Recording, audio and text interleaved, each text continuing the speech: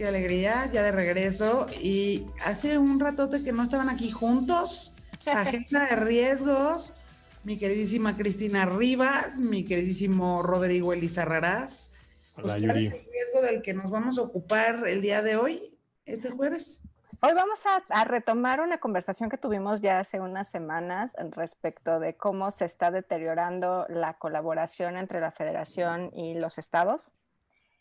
Como recordarás, habían venido habiendo varias tensiones entre el gobierno y los estados por diferentes razones, el manejo de la pandemia, el manejo de temas de seguridad, etcétera, etcétera.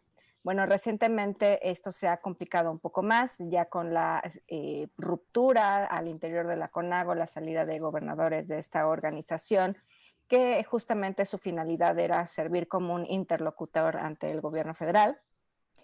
Si bien el gobierno ha mandado ciertas señales de que están en colaboración y de que están platicando y de que están teniendo una relación fluida, las expresiones que se están dando en la generación e implementación de políticas, pues nos está haciendo ver que esto no está jalando de la forma que es debida.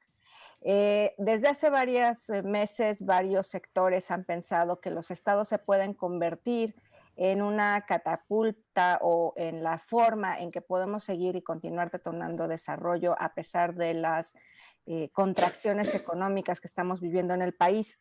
Se había visto en ellos una oportunidad y de hecho algunos gobiernos están haciendo todo un trabajo bastante importante para atraer inversión y continuar generando crecimiento económico en sus entidades.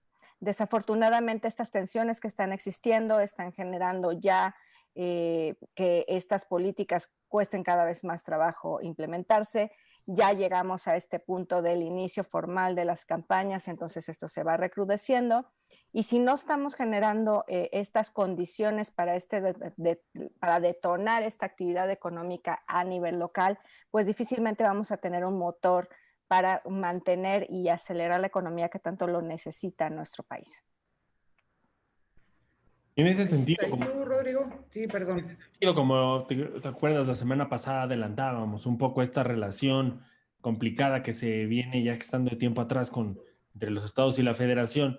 Pues hay varios recortes en este presupuesto, justo a fondos, a los recursos que van a dar, están destinados a los estados de este país y que viene sin duda en estos momentos a jalar un poco la liga de algo que ya venía sucediendo en la CONAGO, como se mencionaba, en una, pues ciertamente una pugna política por recursos que al final del día muchos ciudadanos saben, terminan en proyectos estratégicos del gobierno federal, pero que descobijan, diría yo, pues considerablemente a otros proyectos que tienen estados y municipios, pues que son de interés de, digamos, pues de toda la federación en su conjunto, cuando es vista desde una perspectiva más de estado, y que pues lo que adelanto es que estos meses van a ser, yo veo un estire y afloje sobre ciertos recursos, quizá y los diputados van a tener que entrar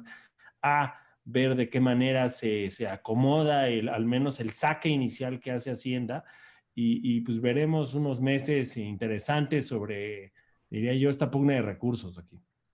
De hecho, ciertamente tenemos que recordar que el presupuesto ha sido como esta herramienta de control de la federación sobre los estados, ¿no? Mucho de la colaboración está cimentada en el hecho de que los estados dependen de una forma muy, muy amplia sobre el presupuesto federal. Entonces, había muchos incentivos a colaborar con la finalidad de seguir atrayendo recursos. En esta ocasión, estos recortes son parejos, entonces no podemos distinguir que haya un castigo sobre ciertos gobernadores que quizás no están colaborando y aquellos que sí están colaborando también están resintiendo este recorte. Entonces, los incentivos a colaborar cada vez son menores. Entonces, cada vez veremos que el conflicto va a ir creciendo más y esto pues únicamente va a afectar a la ciudadanía. Ahora bien, esto podría significar para los estados una oportunidad para buscar sus propias fuentes de financiamiento, para buscar más inversión. Como comentabas, hay gobiernos que de hecho lo han hecho y lo están haciendo muy bien. Yucatán es un ejemplo. simple y sencillamente 2 grandes inversiones que se anunciaron en los últimos meses, este proyecto eólico a desarrollarse en el Puerto de Progreso de Yucatán, y este es superestadio ambivalente de béisbol, ¿no? De béisbol y fútbol, porque es para los dos deportes, que con inversiones millonarias. Sin embargo, pues esto está fundado sobre un cierto grado de confianza que podría haber sobre los estados, pero justamente el día de hoy el gobierno de los Estados Unidos publica un análisis sobre la inversión, sobre el clima de inversión en México, y nos dice, y está mandando señales de que las inversiones que puedan destinarse a México tienen un alto grado de incertidumbre. Entonces, las posibilidades de que los gobiernos estatales puedan seguir atrayendo inversión, pues se hacen cada vez más chiquitas. A mí me parece que quizá hay un buen terreno aquí para ver si hay una dinámica distinta en cuanto al Congreso. Y vuelvo a mi punto pasado, por el tema de vienen elecciones y hay reelección. Y quizá un buen momento para los diputados para lucirse en sus propios distritos es decir, hey, yo voy a traer recursos a mi municipio, voy a traer recursos a mi región. Y en lugar de la lógica que veíamos viendo en gobiernos anteriores, donde más bien los gobernadores vía los diputados de sus estados, era la forma como se empezaba a operar las modificaciones al presupuesto. Aquí a lo mejor podemos, o podría haber, y lo pongo como pregunta, podría quizá haber un cambio de dinámica, que los gobernadores ya no tengan ese férreo control sobre los diputados, que los diputados ya tengan un incentivo distinto para reelegirse y que ellos mismos adopten ciertas batallas en temas concretos, en fondos particulares, en temas muy, no sé, pienso en el ramo 33, temas que son ya más regionales y locales, que pudiera ser una de las batallas que se den en los próximos meses, ¿no? Ahora también esto se coaliga con el hecho de que los propios gobiernos estatales van a empezar a tener incentivos para hacer sus propias campañas, para que sus partidos permanezcan en ese poder, y eso lo van a hacer a través de distanciarse del gobierno federal en aquellos casos de estados que están gobernados por la oposición, ¿no? Van a seguirse distanciando cada vez más. Electoralmente esto puede ser una buena práctica para atraer a aquellas personas que puedan no estar tan contentas con la administración federal. Obviamente eso no es algo que al gobierno federal le vaya a encantar, ¿no? Porque pues le dificulta el mantenimiento de algunas posiciones políticas importantes, particularmente el Congreso. Efectivamente, el Congreso va a ser la arena política más importante electoral del próximo año. Va a haber mucho juego ahí, pero esto puede significar que perdamos la capacidad de gobernabilidad y de activación económica en los estados. A ver, yo les quiero hacer una pregunta a los dos. Digamos, ¿hay algo de agenda legislativa que el presidente Andrés Manuel López Obrador tuviera que desahogar antes de las elecciones intermedias? Es decir, antes de verse en el riesgo, ¿no? En la probabilidad de perder la mayoría.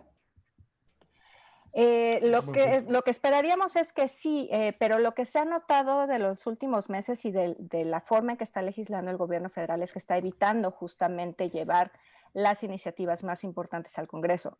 Está buscando legislar vía reglamentación secundaria, ¿no? Como lo que ha sucedido a nivel de la reforma energética, ¿no? Todos los cambios se han dado a través de leyes secundarias y no con la discusión al interior del Congreso.